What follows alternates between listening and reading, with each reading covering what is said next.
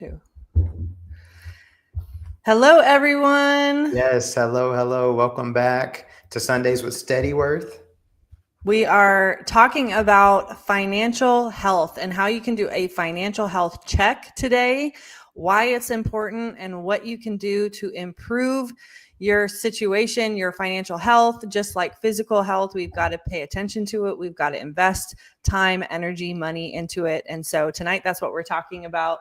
I'm about to hit go live on Instagram as well. This will be our first time going live on Instagram at the same time. So super excited to be here with you guys tonight. And Gabe, how do you want to kick off this conversation? Yeah, so I was just going to say just the importance of financial health. If any of you guys have ever gone to the doctor and taken one of those blood tests where they take your blood and then they can maybe kick out like a couple page report, and I think it's called like a full panel, and it goes over, it looks at like your kidneys and different vital organs in your body. You know, what we're talking about tonight is we're going to be talking about your money and thinking about your money as the blood of your financial system, of your financial plan. And we're going to be talking about the different vitals, your different vital signs that it can hit, and making sure that each vital you have is in proper range, just like how you want all of the markers on your blood to be in proper range so that you can have proper health. When you think about health, there's generally kind of two schools of people. There's one person who just goes at it, and then eventually something goes wrong and they go to the hospital. And then there's some other people who kind of monitor their health to make sure they're more proactive. And so the thing about taking a financial health assessment is that if you take it, even when you feel like nothing is going wrong, it can just, help you be more up to date with what's happening. You don't want to wait until you have a real financial problem to start taking a health assessment. Just like if you probably have never taken a blood panel at the doctor, it couldn't help to go take one. That's right. Yeah. And I think it's so important to be proactive. And I think sometimes, actually, this is mostly true, but most of the time people change because something is wrong or they're experiencing some sort of pain or struggle. And we're just encouraging you tonight to dive in, even if you're not feeling an intense level of pain or you don't have necessarily any symptoms. It's really important to do a financial health check. What would you say? 4 times a year, I once would a say year? quarterly. Quarterly. And the thing is, so we have a 10-question health check, and we're going to be talking through all 10 questions tonight. And if you would like to get the health check, you can email us at hello@steadyworth, and we'll send it out to you. Yep. There's also a link in the description below that has a Google form version of the quiz that you can take and follow along with us as well. And yeah, so we'll just hop right into it. So the quiz itself is set up, it's 10 questions. And as you go through it, it's you would give yourself 10 points for answering yes and 0 points for answering no. I know that sounds really dramatic, and you may have a couple sort ofs, maybe sometimes, and that's okay too. You can give yourself a 5 if it's somewhere in between. But at the end, you'll have a score out of 100 that'll help you kind of assess or give you a score on your financial health, and it'll really highlight what areas you need to improve. So just a little background on the assessment. Gabe, can you walk us through, before we dive into each question, why you created the assessment the way that you did? Well, I created this assessment, and the questions, at least the first part of it, they build on each other. And so I think it's so easy for someone to be making money and just assume that things are going well. And the thing is, and we were just doing a workshop where we were talking about vision. And so, sometimes you can possibly borrow your vision from someone else if you don't have a vision for yourself. And so we really wanted to have this assessment because we really wanted to make it so that people have a clear vision of what it is they're trying to accomplish, and that they can gauge if they're on track to accomplish it or not. Okay. And so, and then we wanted to make it short, simple, and to the point, because that's what we want to do it here at Steadyworth. We want everything to be short, simple, to the point, and easy to understand. And I think the other addition that I would make is this is really coming from a certified financial planning perspective as well. And we're looking at comprehensive financial planning. This is not just, but it does include tracking, budgeting, spending, etc. But there are bigger pictures, and this is how you actually develop wealth over time, is to look at all of these different questions. So it may be a little bit different than a normal financial health assessment that you would see on Vanguard or Charles Schwab or anything like that. Absolutely. So, like I mentioned earlier, like if you go to the doctor and you get a blood test, it's going to be looking at your kidneys, your liver markers, just thyroid, all different parts of your body. And so that's the whole goal of this health questionnaire, is to go through all different parts of what makes up your finances, touch on all of it: insurance, debt, assets, goals. I mean, it's 10 things. And then, and then give yourself a score based on all 10 things and not just on a few. Okay, awesome. So I'm going to start us off with question number 1, which is, have you accomplished 2 to 3 financial goals in the last 12 months? And so we start off with the question of asking, have you accomplished 2 to 3 goals in the last 12 months? Just because when you think about money, when you break down what money is, at the end of the day, it's just a tool for you to use to transfer value. You work for it, you earn value, and then you transfer it. You use it as a tool to get different things that you want out of life, to accomplish different goals that you have, whether that's, buying a home, taking a vacation, doing something for a child, a family member, whether it's saving and building wealth for the next generation. So if you are not accomplishing goals, if you have not accomplished 2 to 3 goals that you have in the last 12 months, that means that something is really off in your finances. And so that is the first kind of telltale sign, is like, hey, you're working every day, you're earning money, but you're not accomplishing anything. That's the first point that there's definitely a problem. And this is usually the first question we ask clients as well, is like, what financial goals do you have? Before we can help you put a plan in place or invest your money, what is it that you're trying to accomplish? And a lot of times that's also why clients even come to us, is because they have goals that they want to accomplish, and maybe they're not sure on the proper plan or steps to walk out to create that plan to accomplish those goals. So, Right. accomplishing goals is the most important thing with your money. Of course. Yeah. I'm like thinking back to when I was in my 20s, and I'm like, I don't know that I could answer that. I could have answered this question. I don't think I had goals. It was like survive. Right. Survive from month to month. One thing that I liked as a prep point here is like, goals are signs of movement. And if you're not moving, your money is drifting. If you don't have goals, your money is drifting, which I think kind of leads us into this next question around, are you currently tracking your spending? And you said the next question you generally ask someone if they don't have goals is... Right. And that's what I would ask somebody. If I was speaking to somebody and they said, hey, I'm working and I'm making money, but I haven't accomplished 2 to 3 or I haven't accomplished any goals in the last 12 months, not even 1, 2, or 3. So I would say, are you tracking your spending? Do you know what you're spending money on? Because it's like, it would be if either you've had like an extreme emergency come up that sucked up all your money, or you're not being disciplined. Possibly you're not being disciplined enough to make sure your money is going to the right area. So tracking it and knowing where your money is going is so important. I don't know who said this. I'm not sure if it's Dave Ramsey's, but I heard someone in one of our finance groups say a couple years ago, or several years ago now, they were like, if you don't tell money where to go, you have to ask where it went. So you need to, every dollar you have coming in needs to have a specific destination. This dollar is going towards paying my light bill, my phone bill, my student loan. It's going towards saving to my emergency fund. This is an investment dollar. And so, every dollar should have a place. Money should just not be you shouldn't wait till you get paid to decide where money goes. It should have a definite destination. It should have a plan for it before you ever get it. So you should be tracking your spending.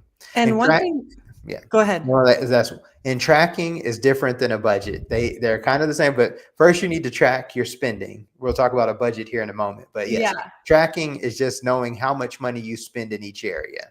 And one thing that I just want to add as well, and I think this is a lot of what people struggle with. At least this was something that I struggled with when I was kind of going through my early 20s, making money, not really sure what to do with it, was that I didn't know what the best way to track my spending was. And so if that's you, if you don't have like a structure, or you don't feel like you would know how to design a structure, or you don't know what app to use, we do actually have a really, really simple budget. It's not a budget. It's a spending tracker. It's called the Spend Smart Tracker. and we'll include that in the show notes. It's not there now, but I will add the link to that as well so that you can download something like that, because that will be really helpful and is super basic. Like, it's a great first step, and you can kind of add on whatever else you feel like is helpful and necessary. So, but this is just about tracking spending, right? So the next question that we talk about is, have you created a budget that you follow? Yes. And so, and like we were saying, it's like the tracking the spending builds onto the budget. And so the difference between tracking and budgeting is that tracking is just knowing how much money you're spending in every area. Budget is when you set a specific number for each area. So there's been times in my life where I'll just use eating out because that's an area that I've spent a lot of money on in my 20s and 30s. I was tracking what I was doing, but wasn't necessarily sticking to my budget, because in my mind, there were times where I'm like, oh, I'll probably spend 500-600 a month. That probably should be my budget for eating out, when I was sometimes spending 2 to 3 times that. And so that's the difference between tracking and budgeting, is that, when I actually held down to my budget, then I was like, okay, that means there's more opportunity to spend in this area, but I'm at my budget line. So this area can't go up anymore. And so, so making sure you have set exact numbers for different areas. And I want you to think of a budget. Some people think of it as restrictive, but I want you to think of it as guidelines, just how we might think of like different road rules when you're driving a car.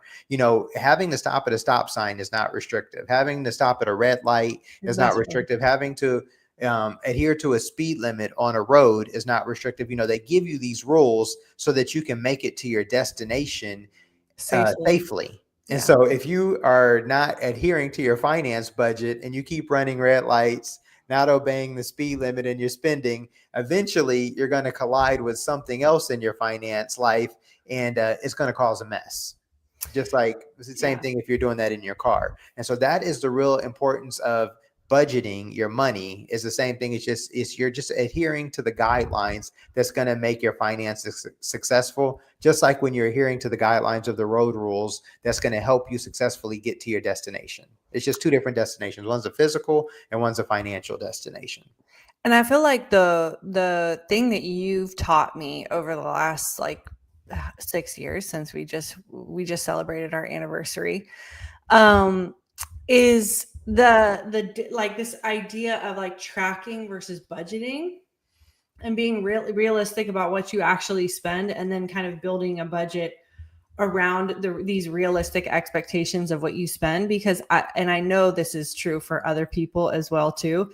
How many times did I buy groceries to save money, and then all the groceries in my refrigerator went to waste because I went out with my friends 20 times that week? Yes, that was definitely, that's what I'm saying. Those years where I'm like, oh, my budget is 600 for eating out. Then I'll have a full refrigerator of groceries. And then I was like, I'm going to happy hour. I'm going to this, I'm going to that.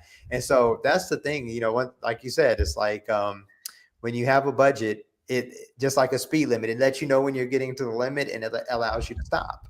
Yeah. But also, I know we're speaking about a bad part, but also when you have a budget, guess what? When you first get in that car, you have to first put your foot on the gas to accelerate, to come up to speed. So it also lets you know when you're going too slow, and maybe there's more in a category that you should spend.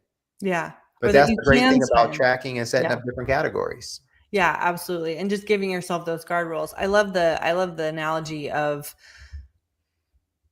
the road rules, right? Like, those are there to keep you safe. It's the same with a budget. It's there to keep you in line with your income so that you're able to save, invest, grow, accomplish goals, right? So thinking about it from that frame is really helpful.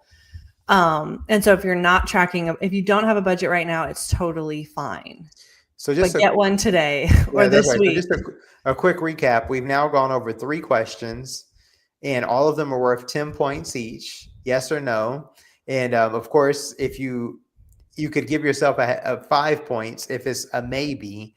But the one thing about finances is that I would not be too merciful on yourself when grading yourself on this.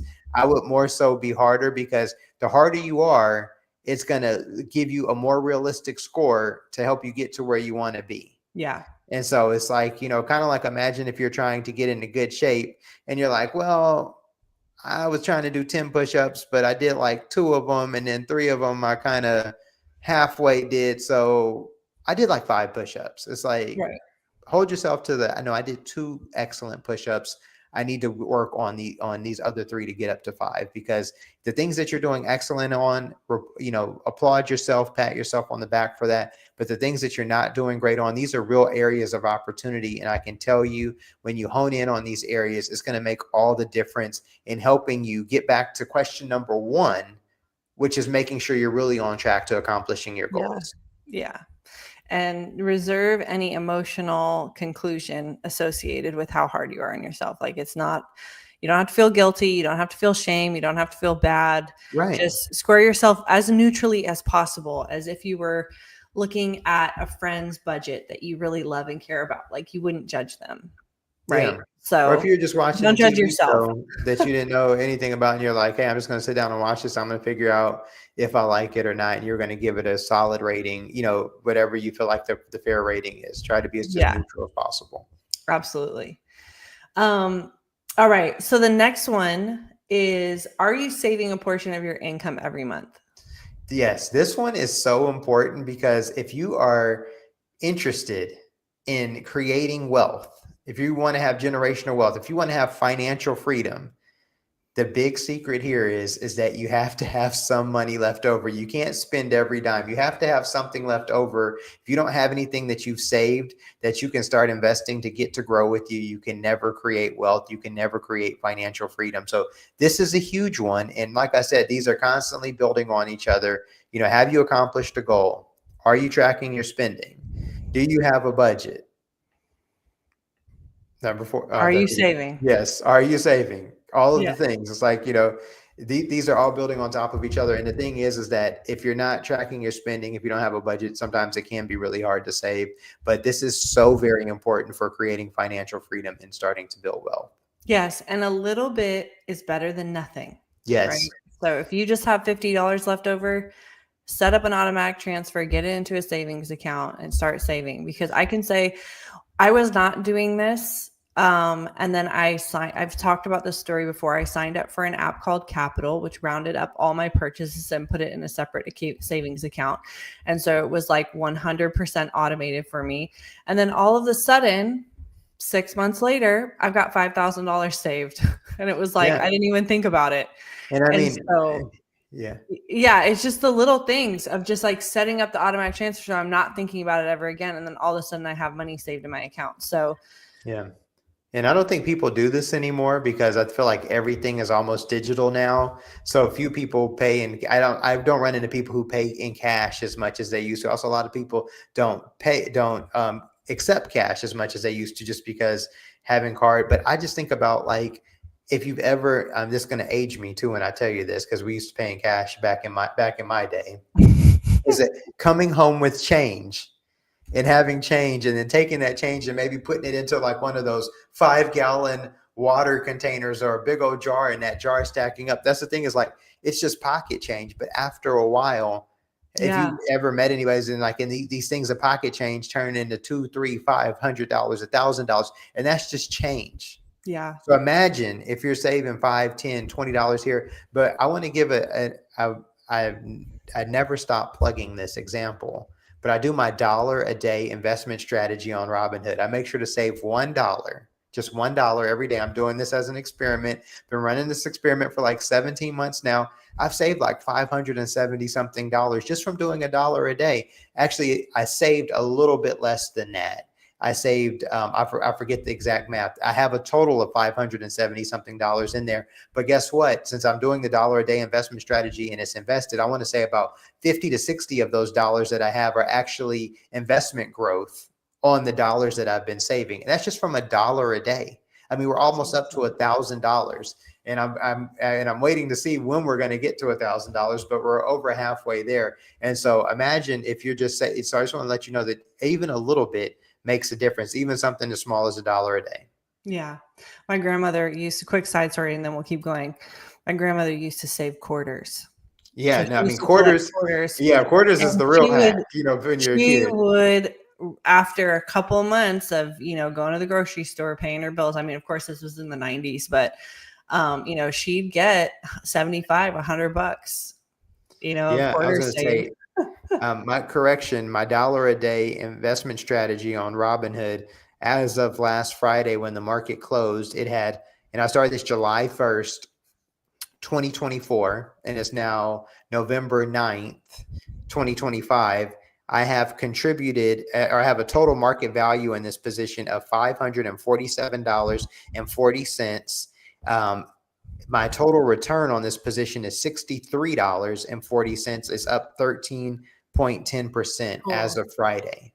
Cool. That's just saving $1. So I just want to let you know that $1 a day can make a huge difference. Yeah. And then that just, I find that just brings momentum, and then you feel more encouraged to put more in there because you're seeing the returns, you're seeing it for yourself, you're seeing it in your own account, and it gets you excited. And that's what, when I started contributing to my 401k, I was like, back in the early days, I was like, I probably could do a little bit more. And that's what happens when you get started. So we won't belabor this point too much. We'll go into question 5. So question 5 is, would you need to use a credit card to cover an emergency? Yes. And so this one really hits on I want to say the frailty or the fragility. I think I'm making up a word here. No, fragility is right. on how fragile your finances can be, because if you, let's say things are going decently well, but you have very little saved, and you're not prepared for properly prepared, then emergency pops up, and then all of a sudden you need to put that on a credit card. I mean, that can turn things upside down immediately. I've talked to people who, something comes up, and then all of a sudden, they have a hospital bill that has $5,000-$7,000 on it, and I know they have these care credit cards now with low interest rates, but you have to think about is that if emergency comes up and you're not prepared for it, and then you're having to pay for that when you go into debt, going into debt is really borrowing from your future, because you're not paying as you go. And so when you don't pay as you go, that means you have to take that debt and carry it with you. And then as you continue to earn, pay that back. And so then that's taking away from other things that you want to do in your future. And so, when I think about my goals for next year, it's not paying back a debt that I could possibly get on Monday. And so I prefer to have that money on Monday to pay it, so that next year, my goal, I'm like, heck, I want to go to Paris. I don't want to be thinking about, some $7,000 random bill that I'm not prepared for. And so that's really the importance of making sure that you don't have to put emergencies on a credit card. And we're going to touch on a few other things on that are possible emergencies, and how that cause people to have to put emergencies on credit cards, and how you can be prepared for them when we touch on the insurance section.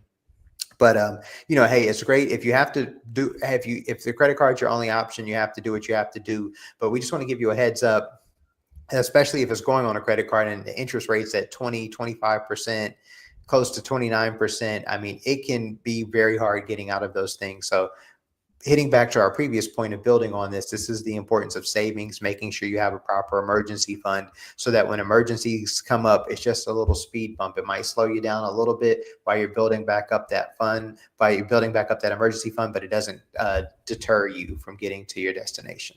Absolutely. And you did a great segue, because the next question is our insurance question. So do you have disability and life insurance? Yes. And so, and once again, building on top of each other. And so, I know this, I'm just going to touch on the life insurance one first. So many times we've seen somebody who's unexpectedly passed away, and then on social media, we'll see that they're having a GoFundMe because they don't have burial money for burial expenses or final expenses for that. Having life insurance can make things much easier on your family. You want to have insurance on the things that, I always say, there's 2 things you insure. It's you and your assets. So you insure yourself through medical insurance, life insurance, disability insurance. You insure your assets through like auto insurance policies. You can have a homeowner's insurance, a umbrella policy to make sure that all of your assets are covered. But it's really important that, I also not a fun or not so fun fact about disability is that I might be misquoting the actual statistic, but it's a much high. I won't tell you what the statistic is, but the fact is that there's a much higher probability to suffer from a short-term to long-term disability for people who are ages like 22 to 55 than to have a premature death. So disability is a much more higher possibility than a premature death. So it is important to have life insurance, but having disability insurance is very important as well, because if you start to suffer from a short or long-term disability, and it can be all kinds of things, all of a sudden that could cut away from your income, but what doesn't stop is your bills. And so Right. just because you have a small disability, you can't say, hey, I can't pay rent or I can't pay my mortgage this month because I'm having disability. Your landlord or the mortgage company does not want to hear that. You're still going to need to eat. You're still going to need to pay for transportation, communication, all of the Yeah. other things you pay for. So having disability insurance is very important. Yeah. Yes, things you don't think about really until you Yes. need them. But this is the red or the flag in the or your Right. And, sign. and, and every part we're talking about on this is one of the what do we call one of the organs of your financial plan. So when you Yeah. think about the different organs of your body, insurance is an organ of your financial plan. Your emergency fund is an organ of your financial plan. Accomplishing goals is an organ of your financial plan. Your budget is an organ of financial plan. Your spending tracker organ. So we're touching on And to all be the vital clear, organs, huh? vital organs of your body. That's what we're likening these sections to, just for Yes, to anyone your who didn't financial plan. catch They're the all vital beginning. organs. Yeah, and Yeah, as you can see, that any one of these not functioning correctly has the be a ability problem. to affect your whole financial plan, just like any one of your organs not functioning correctly has the ability to affect your whole body. Yeah, absolutely. All right. So next question is: are your investments diversified across multiple categories? Yes, and so this can help give you a much smoother ride depending on what's happening in the markets. And so if you all of your investments are, let's say, in just one asset category, and that asset category goes down, like let's say they're all in tech, and tech takes a hit, then your portfolio takes a hit. Or if they're in real estate and we're in March of 2020 or whenever it was, maybe it was August of 2020 when they came out with that rent moratorium, and they're like, hey, if you're renting, you don't have to pay rent. Well, the people who own those rental buildings, they still had to pay their mortgage. They didn't come out with the mortgage moratorium. And Right. so Yeah. so having assets spread around multiple categories can just it can help give for a smoother ride when we're having market turbulence. Yeah. Okay. Um, if you're unclear about what you're investing in, or if you're investing in anything, what would you say to somebody? I would say go back and watch our previous 2 weeks episodes, because we've gone heavy on investing the last 2 weeks. We've talked about what goes in an investment portfolio. We've also talked about the 5 accounts you need to grow wealth. So if you're unclear on what you're investing in, what you need to be investing in, I'd say start with the previous 2 Sundays with Steadyworth episodes. And then after that, book a call with us, hello@Steadyworth, and we'll get you straightened out the rest of the way. Yeah, and if you're watching on YouTube, we'll have all those links below that you can use to do those things. All right, cool. So investing is obviously a big part of your financial health, making sure that your money is growing money. Our next question is: are you actively taking steps to ensure that you are not overpaying in taxes? Yes. Now, this is a big one, and we're going to be talking about this more in depth on one of our upcoming episodes with Sundays with Steadyworth, because right now we are in tax planning season. There's 2 parts of taxes. There's tax planning season and there's tax paying season. So tax paying is when your taxes are due April of next year. So sometime between kind of like the beginning of February, after all the tax documents are required to be out in the mail to you, and in April 15th, when is the tax deadline, unless you've had an extension, that's tax paying season. And there's few things that you can do because you're paying taxes for the previous year. So next April, you'll be paying them for 2025. And there's few levers that you can hit once you get to next year to adjust your taxes from this year. But while we're still in this year, there are things that we can do to adjust our taxes so that we can, adjust things around to see how we can get our tax bill lower. And so that is a great thing about talking to somebody who does tax strategy. And we're actually going to have a call with a good friend of mine, Carl Sirius, on our show. I want to say in the next couple weeks. I don't want to say next week. I don't want to commit because we're still working through the exact dates. But we're going to have, and he's a tax planner, and we're going to be going through tax strategy. Yeah, absolutely. Yeah, and I think how many times have I heard? I mean, I've done this. How many times have I heard I got my bill and I got my tax bill and I was surprised? And and that's the thing, is that there's no reason to be surprised. Like if you do have a tax strategy call and you're doing tax planning, you should know really within a few $100s of how much your tax bill is going to be, if not almost down to the dime. Yeah. And so that's what they do, is like literally when you're going through one of these things, which we'll touch on that call, but they literally take in all of your calculations, all of your income, all of your expenses, all of your possible write-offs, and then they just run your full tax calculation like what they do in April to tell you what your taxes will be. But also they let you know, what are the different strategies you can run this year to get that tax bill down. Yeah. I wish I would have known that several years ago when I had 3 jobs and I took my 3rd job and it bumped me up into a different tax bracket. And I did not know what I was doing. Of course, I was doing my own taxes on TurboTax. Right. And And most realized people, that I owed like $3,000. right. Taxes. And and so you shouldn't feel like you're on the Wheel of Fortune TV show, or when you're going, or you're spinning a slot machine when you go to do Oh, your the Price taxes. is Right. You're seeing the thing going around, you're like, oh my gosh, I hope that doesn't land on that number. You Yeah. should not be waiting and thinking it's going to land on some number that you don't know. You should know the exact amount. And the thing is that it's very possible to know that. So, let's do some tax strategy. It's very important. Absolutely. All right. Taxes is a big portion of wealth planning. So make sure that you're staying on that.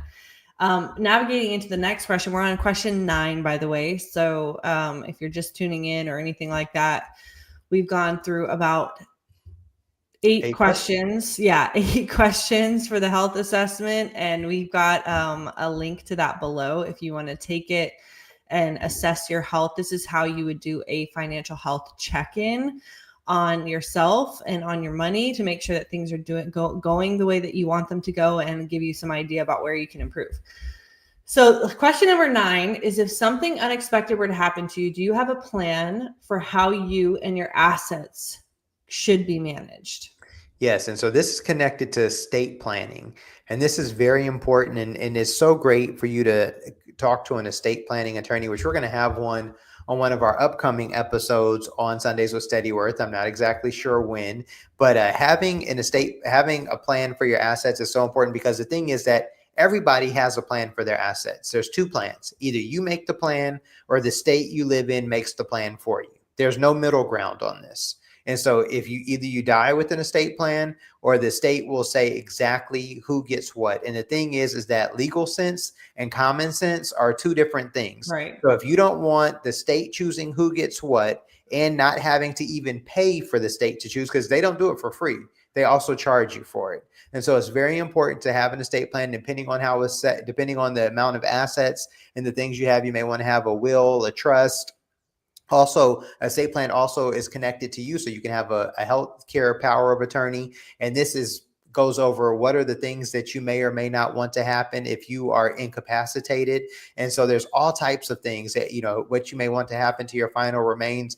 Once again, if you don't have a plan, the state will make a plan for you. They've already made a plan for you. You can actually go read about it. And so every state has their own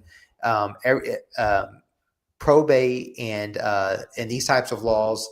They differ from state to state. So every state is different from the other states. So they all have their laws. They're public, so you can read about how they would handle things in the event that you didn't tell them how you would like things handled.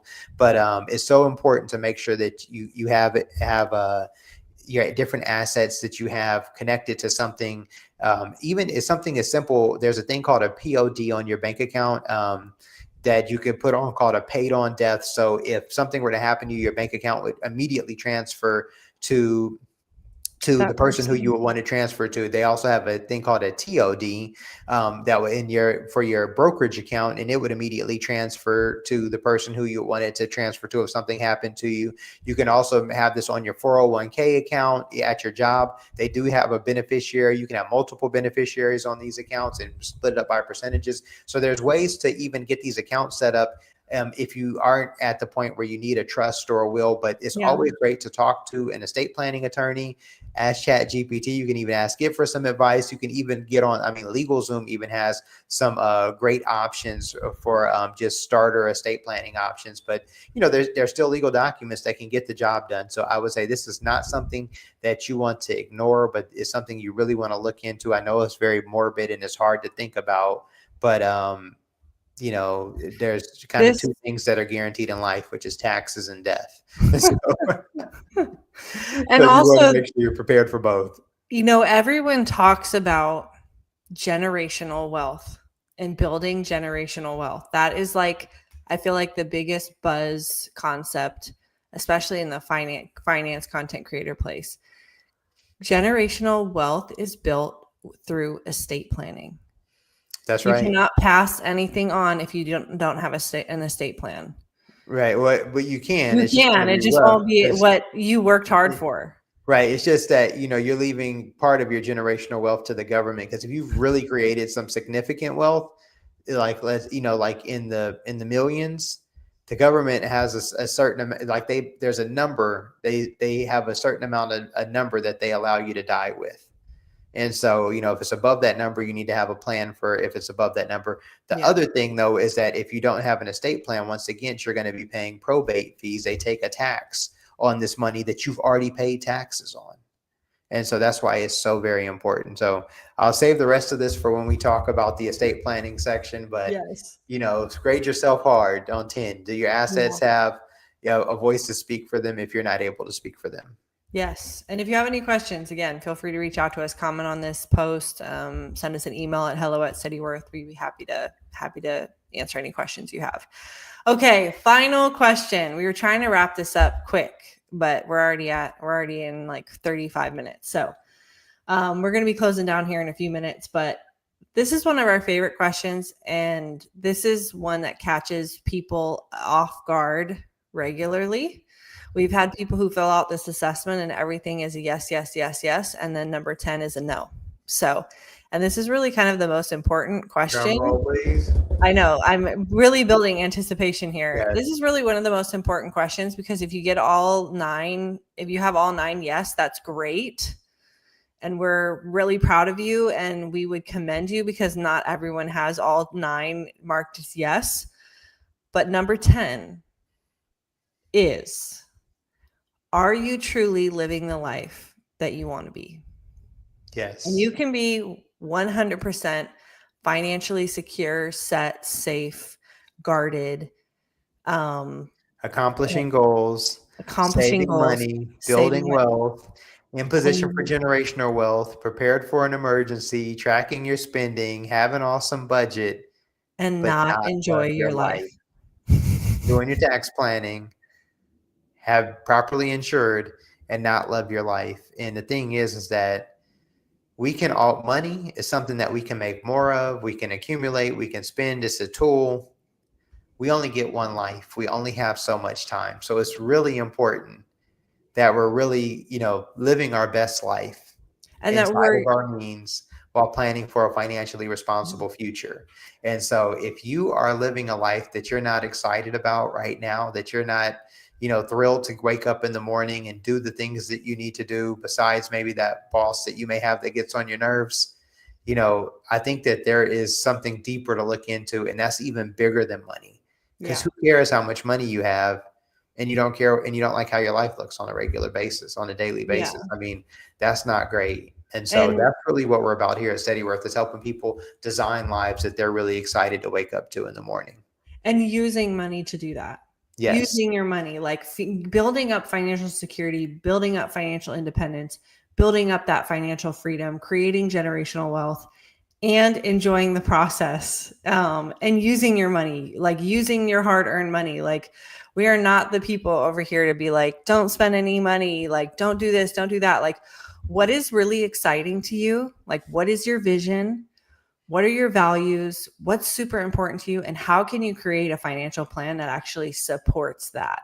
Right? And how can you continue to develop, continue to learn about yourself, continue to discover who you are, what's exciting about life, and actually do that? with your money. Like, because if you do all these other things and you're not that excited about what your life is like, then who cares? Like, Right. it's not that fun. Like, you don't get to enjoy it. You don't have like the rich relationships that you're looking for. Like, all of those things really matter when it comes to your holistic financial picture and your financial health.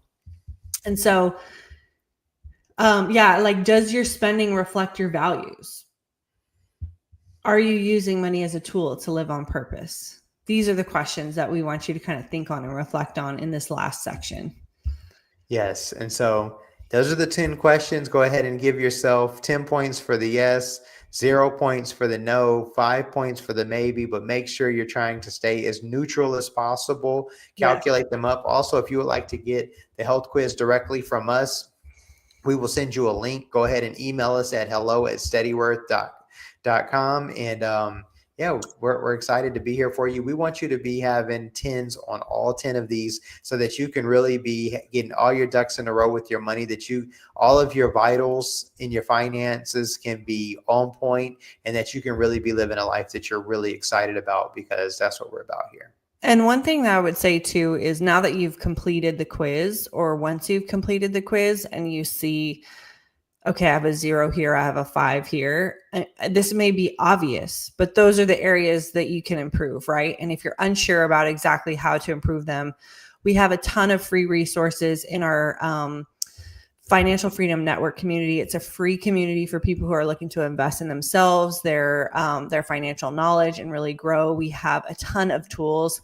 Our YouTube is a great resource for you. We have, videos on investing, budgeting, tracking your expenses, building a life that you're really excited about. All of that you can find on our YouTube channel. So if you have any specific questions about your specific situation that you want help with, again, email us at hello@steadyworth.com, but that you kind of pick your top priority and move forward with that. Like, if you have kids and you need an estate plan, get on that one.